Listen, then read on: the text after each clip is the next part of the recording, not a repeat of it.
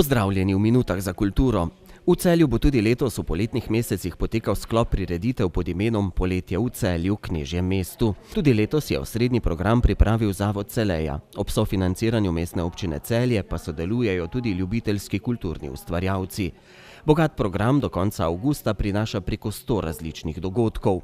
Prizorišča letošnjega poletja v Celju večinoma ostajajo takšna kot v preteklih letih. Dogajanje bo med drugim na Krekovem in Glavnem trgu, pred kinom Metropol, ob Vodnem stolpu in v Knežjem dvorcu, letos pa prvič tudi na Muzejskem trgu. Zelo veliko veselje mi je, da bo tudi letos festival Celjski grad 2019, ki se je lani zelo uspešno začel in upamo vsi ustvarjalci, da se bo v letu 2019 tudi zelo uspešno nadaljeval. Veliko stvari bo, sodelujemo naprej še z Ano Desetnico, festivalom uličnega gledališča, izvaja se festival izrekanja, prihaja Celje Fokus, prihaja torej mednarodni festival Break the Floor, skratka pestro dogajanje nas čaka do konca poletja. Kot pravijo v Zavodu Celeja, so se pri pripravi poletnega kulturnega dogajanja v mestu osredotočili na raznoliko vsebinsko ponudbo in sledili sodobnemu konceptu kulturnega dogajanja v mestnih središčih, ki združuje tako profesionalne kot ljubiteljske kulturne ustvarjalce. Letos ljubiteljski kulturniki kot vsako leto in seveda povabilo ustvarjalcem iz drugih koncev Slovenije. Svet v mestu se imenuje ta ciklus, bi pa morda ravno izpostavila na dvorišču Knežjega dvorca dogodek Celjanke, plesalke Špele Vodeb, Rare Birds, torej takšen plesno-gledališki dogodek, cirkus, ki bo pokazal ravno ta, bom rekla, ta cirkuški moment, ki je v Sloveniji znan recimo preko določenih ustvarjalcev, kot sta Nataša in Ravil Sultanov ali pa Cirko Krog, ampak tukaj pa res neka taka dodana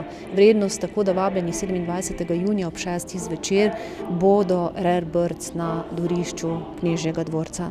Otvoritev poletja v Celju bo, kot je zdaj to že tradicija, na poletno muzejsko noč. In sicer 15. junija ob 7:30 zvečer na Glavnem trgu. Naj povem, da bo letos res izjemno pestra bera vsebin na poletni muzejski noči, tako vabljeni v podhod glasbene šole, pa v dvorano Barbare Celjske, kjer se bodo na Muzejski trg, seveda, kjer se bodo pač odvijale različne prireditve, zanimive seveda za raznoliko ciljno publiko. S prireditvami bodo tako skušali zajeti številna področja kulture. Koncerti klasične glasbe so v bistvu že nekaj let na dvorišču Knežjega dvorca. Mogoče je letos novost ta, da je ta nekak programski del, ki se nanaša na ostala prireditvena prizorišča, izbran še v bistvu bolj premišljeno. Sploh Glavni trg se je lansko leto izkazal za zelo dober, za območje, ki ima zelo rado v bistvu neke plesne dogodke. V Celju domujeta dve zelo močni plesni sekciji, to sta v bistvu swingeri, swingrukis in pa seveda člani Kaderonda, to so pa tanguerosi. Tako da letos doživetje tanga, doživetje swinga na Glavnem trgu bo dalo torej poletju tudi nek svojstven čar.